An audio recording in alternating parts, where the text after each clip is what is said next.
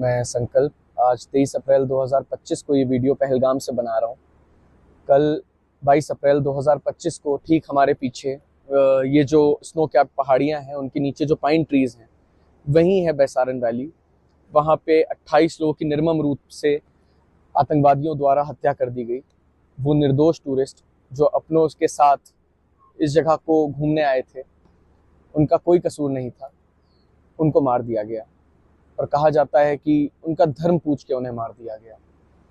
और जब ये देखा और जब इस पे मैं लगातार न्यूज़ देख रहा हूँ कि बराबर इसी तरह से इस बारे में बात हो रही है, तो मुझे लगा कि क्योंकि हम जिंदा हैं फॉर्चुनेटली, तो मुझे लगा कि जिंदा कौमों को बात करनी चाहिए, इसलिए वीडियो बनाना बहुत ज़रूरी हो गया। कल जब यहाँ पे हमला हुआ तब हम लोग अरू वैली में थे, और जब हम लोग नीचे आ रहे थे तो करीब 4:30 बजे हमारे घर वालों के फ़ोन जब बजने शुरू हुए, जैसे ही हम नेटवर्क क्षेत्र में आए तो हमें पता लगा कि हमारे घर वाले बहुत ज़्यादा पैनिक में रो रहे थे, बिलख रहे थे, परेशान थे। हमारे होटल से हमको फ़ोन आ रहे थे कि सर हमें आपकी बड़ी चिंता हो रही है, आप लोग कहाँ पे हैं। हम लोग होटल आ चुके थे और उसके बाद हमने न्यूज़ देखनी शुरू की, और जैसे जैसे इवेंट्स अनफोल्ड हुए तो हमें समझ में आया कि घर वाले क्यों इतने परेशान थे। अचानक से जितने लोग हमारी सेवा में यहाँ पे हैं उनकी आंखें बदल गई, उनकी आंखें शर्म से झुक गई, उन कश्मीरियों की। इसलिए 2-4 बातें बहुत ज़रूरी हो गई कहना। सबसे पहले ये कि जो 28 लोग वहाँ पे मार दिए गए, जिनके परिवार उजड़ गए, उनके लिए किसी भी हद तक अगर संवेदना व्यक्त की जाए ना, वो पूरी नहीं हो सकती, क्योंकि वो लॉस इररिपेरेबल है।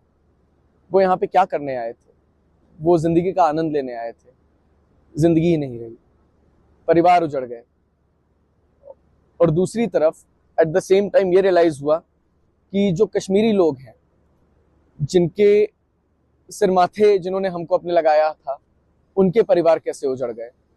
जब देखना शुरू किया कि लगातार बात हिंदू मुसलमान की हो रही है, तो ये कहना ज़रूरी हो जाता है कि जब एक हमला हुआ तो इमीडिएट रिलीफ जहाँ पे ये हमला हुआ वहाँ पे या तो पैरों से जाया जा सकता है, घोड़े से जाया जा सकता है। जब हमला चल रहा था उस समय जो लोग बचाए गए, उन्हें उन्हीं लोगों ने बचाया जिनको आप हिंदू मुसलमान में बांट रहे हैं। वो घोड़े वाले, जिनका धर्म ऑब्वियसली सबको पता है, उन्होंने अपने घोड़े पे बिठा बिठा के लोगों को नीचे तक लाए, रेस्क्यू किया, आर्मी के पास तक पहुंचाया।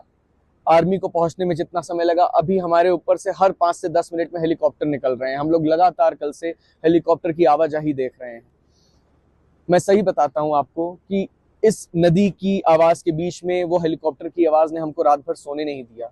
ये सन्नाटा हॉन्टिंग था। तो फियर रियल है, ऐसा नहीं है कि डर नहीं लगता, डर है। उसके बावजूद ये कहना चाहता हूं कि क्योंकि हम यहाँ हैं और खुशकिस्मती से आप सबके बीच में हैं, और जब तक ये वीडियो आएगा हम लोग अपने घर पे होंगे, ये बताना बहुत जरूरी है कि जब संवेदना उन परिवारों के साथ है जो उजड़ गए, जिनके परिवार के लोग मार दिए गए, तो संवेदना उन कश्मीरियों के साथ भी होनी चाहिए जिनको आतंकवाद से कोई लेना देना नहीं।